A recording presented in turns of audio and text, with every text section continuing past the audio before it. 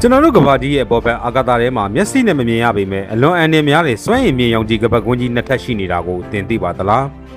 ဒါကိုဘန်အယ်လန်ကပတ်ကွင်းလို့ခေါ်ပါတယ်1958ခုနှစ်မှာအမေရိကန်ရဲ့ပထမဆုံးဂျိုလူ Explorer 1ကနေမတော်တဆရှာဖွေတွေ့ရှိခဲ့တာဖြစ်ပါတယ်နေမင်းကြီးစီကနေအဆက်မပြတ်လွင့်စင်လာတဲ့အလွန်ပြင်းထန်တဲ့ဆိုလာဝင်းထဲမှာစွမ်းရည်မြင့်အမုံမွားတွေတန်ပေါင်းများစွာပါဝင်လာပါတယ်အဲ့ဒီအမုံတွေကဘာပေါ်ကိုဓာတ်ရိုက်မကျရအောင်ကဘာတန်လိုက်ဆက်ကွင်း magnetic field ကနေဖမ်းဆီးလိုက်တဲ့အခါဒီကပတ်ကွင်းကြီးတွေဖြစ်ပေါ်လာတာပါအတွင်းဘက်လွာ inner bell ဟာမြေပြင်ထက်မိုင်600ကနေ3900ဝန်းကျင်မှာရှိပြီးစွမ်းရည်မြင့်ပရိုတွန်အမုံတွေနဲ့ဖွဲ့စည်းထားတာပါအပြင်ဘက်လွာ outer bell ကတော့မိုင်8000ကနေ2000ခွဲထိကျပြပြီး electron အမုံတွေစုဝေးနေတဲ့နေရာဖြစ်ပါတယ်ဒီကပတ်ကွင်းတွေဟာအာကာသထဲကအန်ရရှိတဲ့ရောင်ခြည်တွေကိုကမ္ဘာလေထုထဲမဝင်အောင်တားဆီးပေးထားတဲ့ဒိုင်းလွှာအဖြစ်ကျွန်တော်တို့ကိုကာကွယ်ပေးထားတာပါဒါပေမဲ့ဒီဒေသဟာအာကာသယာဉ်တွေအတွက်တော့အလွန်အန္တရာယ်များပါတယ်ပြင်းထန်တဲ့ရောင်ခြည်တွေကြောင့် electronic ပစ္စည်းတွေကိုပျက်စီးစေနိုင်လို့ပါ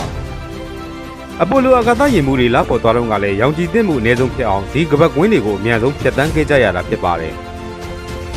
ကျွန်တော်တို့သုံးနေတဲ့ GPS နဲ့ဆက်သွယ်ရေးကြိုးတွေဟာလည်းဒီကပတ်ကွင်းတွေရဲ့အခြေအနေကိုအမြဲစောင့်ကြည့်ပြီးမှဘေးကင်းရပတ်လန်းတွေမှာထားရှိရတာပါ